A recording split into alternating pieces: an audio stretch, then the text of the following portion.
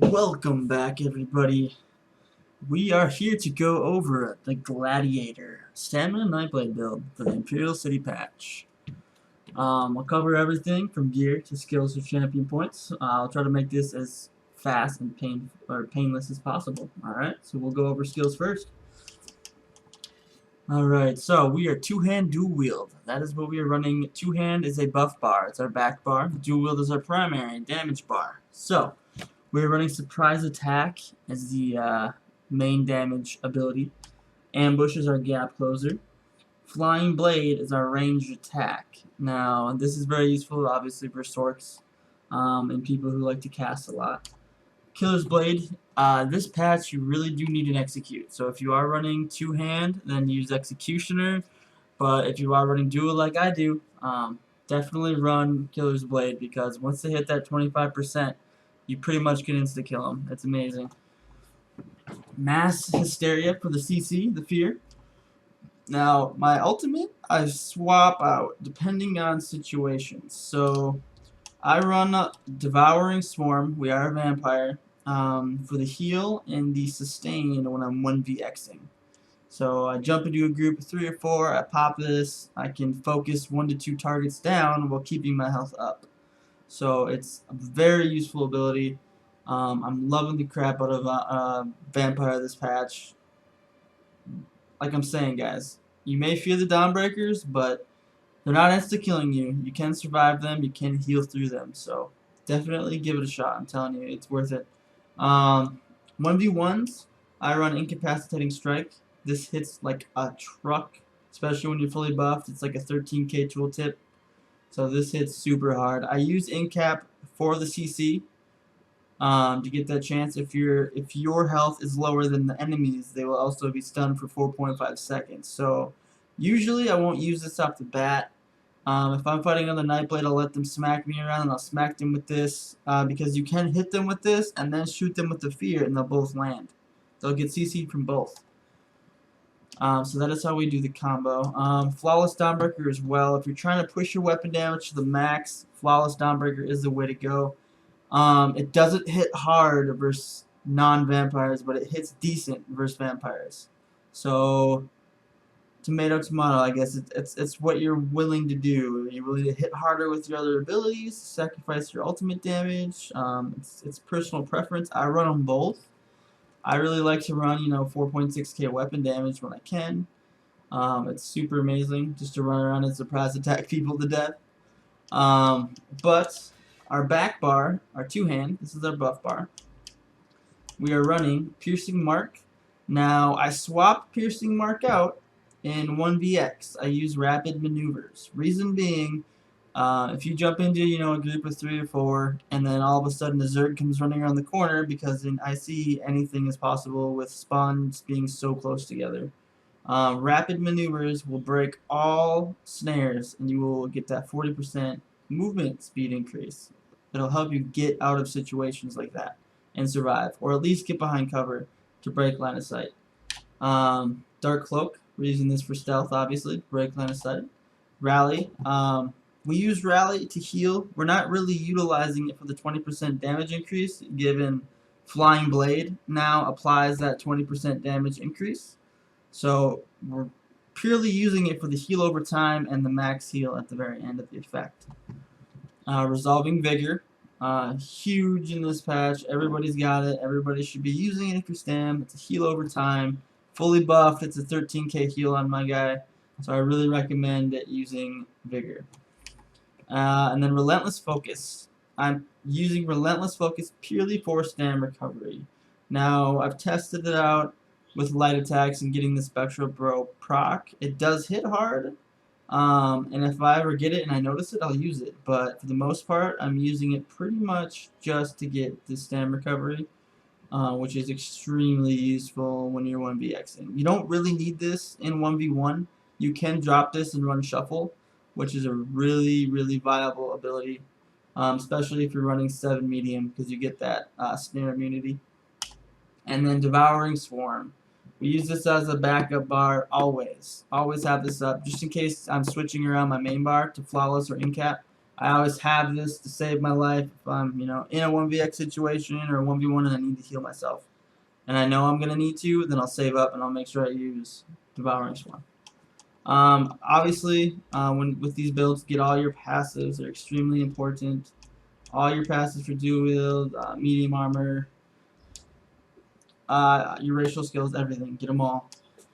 Next thing, we will cover champion points fast. Get this out of the way too. So we're doing a 32 into the Warlord. On every build I run, I found it extremely useful to hit a solid 8% reduced cost, whether it be Stam or Magicka. I find that extremely useful.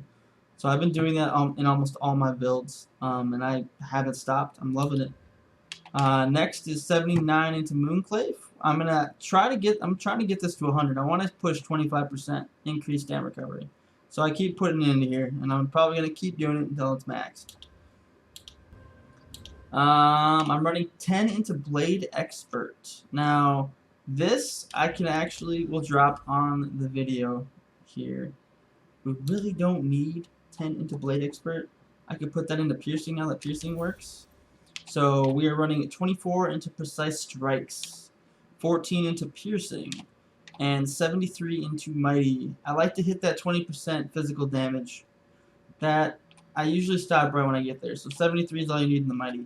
And now that Piercing works this patch, we're definitely going with Piercing. We got 10 into Spell Shield, which you could do. It's up to you. I like 10 into Spell Shield to get that extra spell resistance.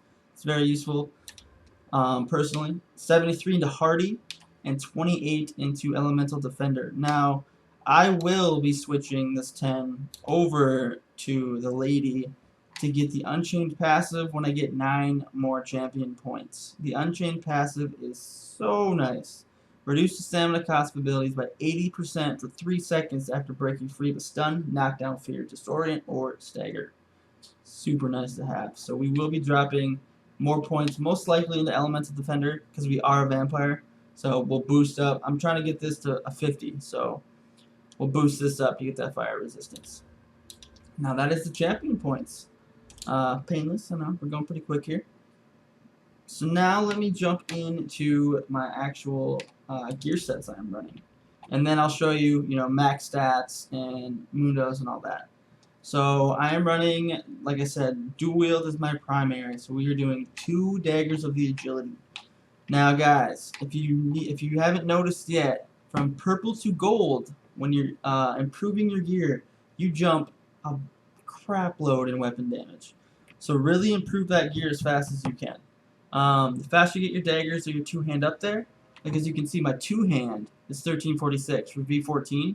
My 1-hand dagger is 1335, and I'm running 2 of those. So you can see where I'm getting all that extra damage from. We're also running increased weapon damage on both of them. One of these is infused, so it's pushing 208, and the other one is precise to get that extra crit, 174. Now, if you get the sharpened versions, definitely run sharpened. I've been farming for them. I have not got them yet, so we will swap those out when we get them. But until then, these are working just fine for this build. I'm loving it. No issues. We have a great sort of Hunting's Rage. It's still V14. Like I said, this is just a buff bar. I will swap this out with the 2-hand of agility just because I have it. I just haven't upgraded it yet or improved it. So now when it comes to the actual armor, we are running 1-piece blood spawn. This is still V12. We're farming to upgrade this still. We haven't gotten lucky, so we're going to keep farming until we get it. 5-piece Hunting's Rage. It is very important that you know that Hunting's Rage does not change this patch. It's still the exact same damage, 299. The only main difference is that the enchantments give you more stam, more health for the V16 versions. So definitely upgrade to the V16 version. It's really helpful for max stats. 1-piece Molag Kina. But the reduced sprinting on there, I would like for Divines. We'll keep trying for it, but until that happens, obviously, reduced sprinting is just fine.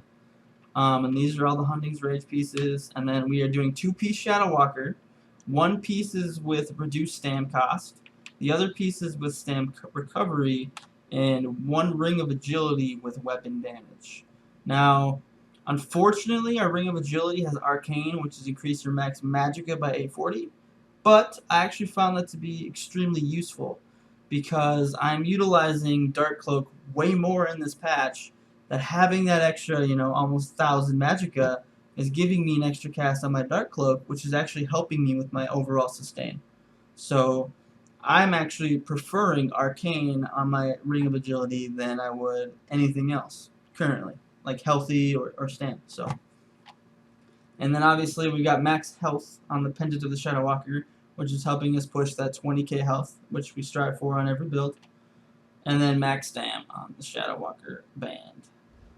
Alright, so there's the gear sets. I will go into my character sheet unbuffed and then show you buffed.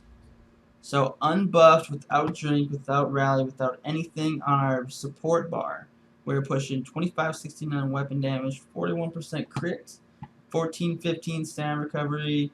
As you can see, our max Magicka, that's where that extra 800 is coming from. We're pushing 10,000 max Magicka. Health is 19.5 unbuffed, and then 24.5 unbuffed Stam. Now, I'll show you, it does switch around now when we pop on dual wield. As you can see, our unbuffed weapon damage is 3159, and our crit is 54%. As you see, the max health and max Stam do go up, so 20k and 26.3k. Now I'll show you buffed. So if I buff up, rally on. Alright, so, oh, sorry, my bad guys. Let's put a drink on too. We'll throw it all on here. Get you the overall stats. I'm really good at keeping myself buffed. I recommend focusing on that if you don't. It helps out long term when you're 1BXing. But our overall stats here are 3,700 weapon damage, 57% crit, 2,300 Stam recovery, and 1,258 magic recovery. Again, we are a vampire, that's why the health recovery is so low, but given rally and vigor healing over time together, I really don't need any health recovery personally. And then again, max stats have stayed the same. Our spell damage does go up, spell crit too, so that does kind of help a little bit with certain abilities, but you're really focused on your weapon damage in this, and sustain. Now, with this build, a main thing with the new one is utilizing your stealth. So if I buff up and I crouch, you're going to see my damage spike to 4,000 on the dot. Now, this is going to come in super handy when you're using Dark Cloak, because you're going to be using Dark Cloak so much more in this patch. Utilize your Dark Cloak, throw an ambush, utilize your Dark Cloak, and throw a surprise attack. They're going to hit for way more, and you're going to love the amount of damage you're outputting with it. And as you can see, spell damage goes up. It's, like I said, so useful. Now, other than that, we'll go over quick. We do, like I said, we are running the Warrior boon for that increased damage. We are Vampire. Other than that, yeah, that's it. One more thing too. That's the build. That's the build I run. Period. Nothing else. But I will show you my stats if I were to switch things around when I'm getting a little risky. If I were to put on Flawless, I do have a secondary Shadow Walker necklace that I goof around with that is enchanted with weapon damage. Now, I like to do this when, I'm soloing 1v3s, 4s. Like I said, I can manage my resources really well. So if you look at my overall stats now, we're doing 2150 Stam recovery, but we're pushing that 4400 weapon damage. You'd be surprised at how big of a difference that 400 weapon damage really does make. I could show you real quick here. If I'm fully buffed, and we go into my skill sheet, and you see my surprise attack, 9,000. You're pushing 9,000 tooltip on surprise attack, right there. Now that's not crit, and I'm pushing 60% crit with this. So that crits, you are gonna hit them like a truck. So guys, I'm telling you, give this build a shot.